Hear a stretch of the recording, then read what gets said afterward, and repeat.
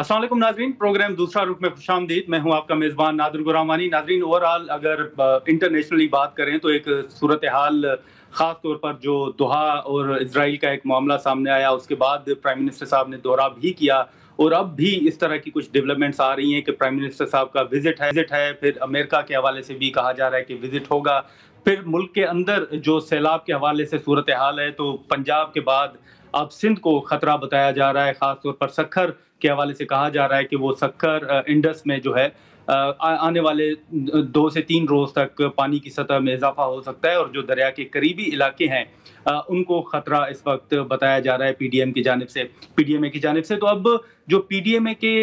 Reports हैं वो भी अगर आप सामने रखें, जो तज्जियाकार हैं वो भी इस पर बात करते रहे हैं, लेकिन हमने देखा है कि हुकूमती इकदामात भी हो रहे हैं। उन इकदामात के हवाले से भी जहाँ पर तज्जियाकार जो हैं, जो एनालिस्ट्स हैं, वो तनकीद कर रहे हैं, वहीं पर अब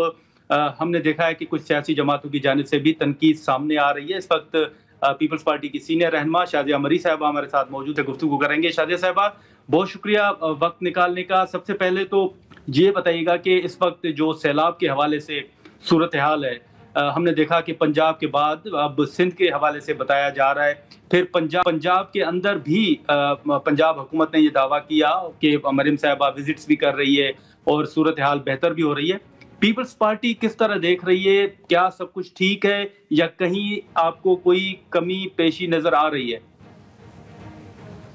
बहुत शुक्रिया नादिर, आपने प्रोग्राम में शामिल किया। यकीनन आपने जिस तरीके से इंट्रोड्यूस किया है, इंटरनेशनली भी कुछ मामलात बहुत हसास हैं, जिसमें कतर के हवाले से जो बदकिस्मती से एक डेवलपमेंट हुई थी, एक हमला हुआ दोहा के ऊपर, वो बड़ा अफसोसनाक है, जिसकी हमने मजम्मत भी की और उसे इंटरनेशनल कवानीन और यूएन चार्टर की ब्लेटेंट वायलेशन भी करार दिया गया। इसके साथ साथ मुल्क के अंदर जिन चैलेंजेस का हमें सामना है, उसमें जो फ्लड की सिचुएशन है वो सबसे बड़ी सिचुएशन है, और उसकी भी हमने जो पे दर पे उसमें जो डेवलपमेंट देखी है वो काफ़ी तकलीफ देह है, क्योंकि जिस तरीके का सैलाब हम देख रहे हैं यकीनी तौर पर माहौलियाती तब्दीली का नतीजा है, लेकिन उसके साथ साथ जो तबाही जो इस सिचुएशन के वजह से हुई है, सैलाब की वजह से हुई है, वो एक हकीकत है। किसी भी हुकूमत के लिए बहुत बड़ा चैलेंज होता है। पाकिस्तान पीपल्स पार्टी के चेयरमैन ने भी बड़ी एक खुसूसी जो उनकी हिदायत हैं कि हमें किसी पर तनकीद नहीं करनी है, क्योंकि जो भी हुकूमत काम कर रही है यकीनी तौर पर वो अपनी पूरी कोशिश ज़रूर कर रहे हैं, लेकिन कहीं न कहीं जहाँ पर हमें नज़र आता है कि ज़्यादा कोशिश करने की ज़रूरत है, वहाँ हम भी निशानदेही करते हैं। जिस तरीके से आपको पता है कि पिछले दिनों चेयरमैन बिलावल ने कहा, और ये वफाकी हुकूमत के सामने ख़ास तौर पे उन्होंने ये डिमांड रखी कि जो फ्लड हिट एरियाज़ हैं वहाँ पर बिजली के बिलों को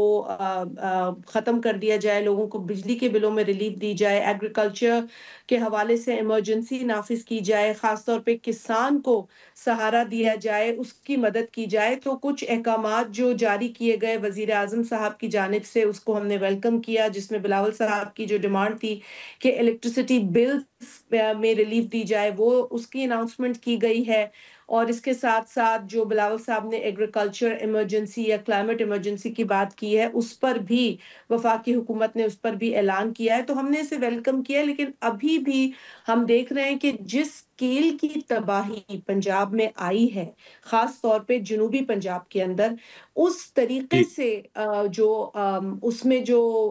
एफर्ट्स लिए जाने चाहिए वो उस लेवल के नहीं है। हम ये नहीं कह रहे कि उन्होंने कोशिश नहीं की है, कोशिश ज़रूर की है, लेकिन जो एफर्ट्स लेने चाहिए थे, जिस तरीके से एक फ्लैश अपील, आपको पता है कि 2010 के सैलाब में, 2022 के सैलाब में और उससे पहले भी 2005 में जो अर्थक्वेक आया, उस वक़्त भी जो एक इंटरनेशनल असिस्टेंस के लिए पाकिस्तान की तरफ से एक अपील की गई थी, जो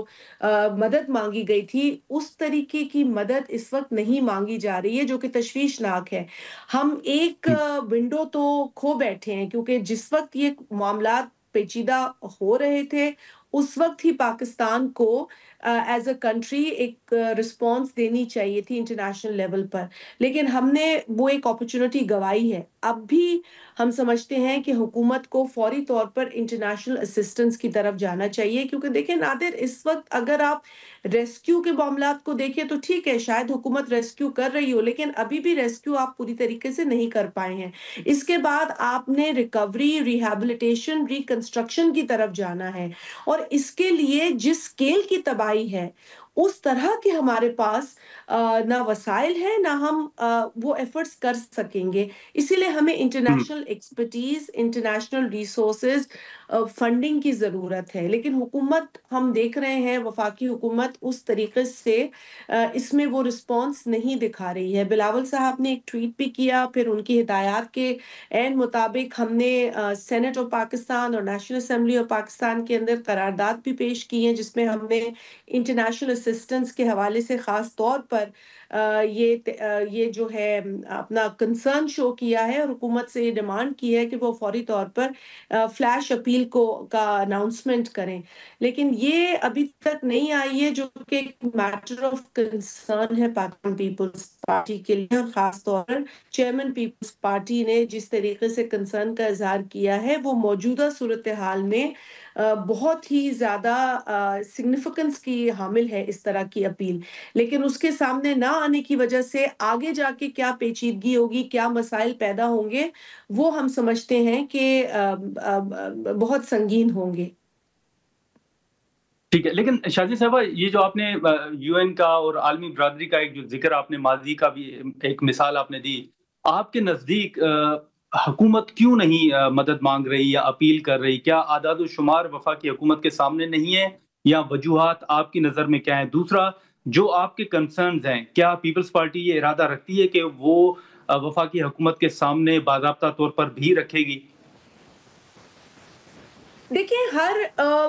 ہر انسان کا یا ہر جماعت کا یا ہر حکومت کا ایک اپنا طریقہ ہوتا ہے کام کرنے کا۔ اب اگر آپ پیپلز پارٹی بطور جماعت دیکھیں اور پھر ان کی حکومت کی کارکردگی دیکھیں،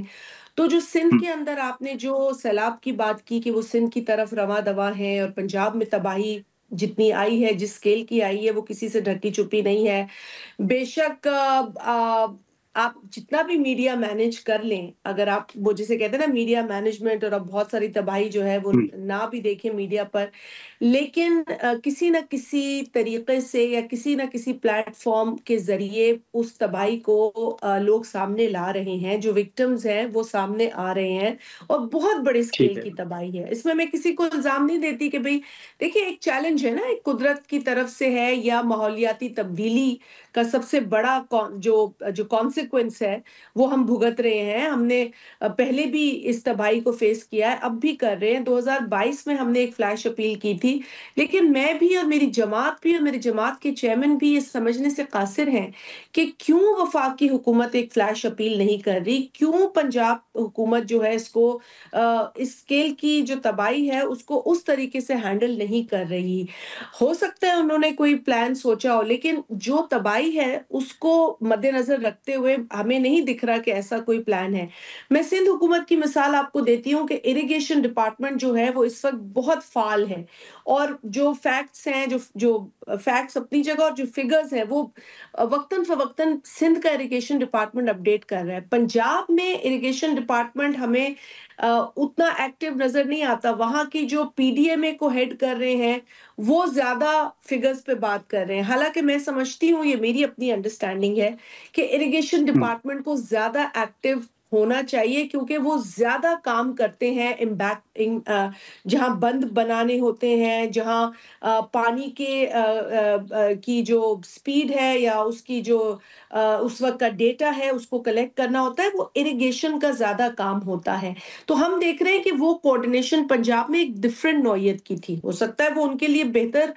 کام آئی ہو، لیکن ہماری نظر میں ہمیں آج بھی لگتا ہے کہ اریگیشن ڈپارٹمنٹ کو زیادہ ایکٹیو نظر آنا چاہیے جہاں جہاں سیلاب کی صورتحال ہے۔ پنجاب کے اندر آپ نے دیکھا کہ نقصان بہت ہوا، اب اس کو تو اینالائز کرنا پڑے گا کہ کتنا نقصان روکا جا سکتا تھا،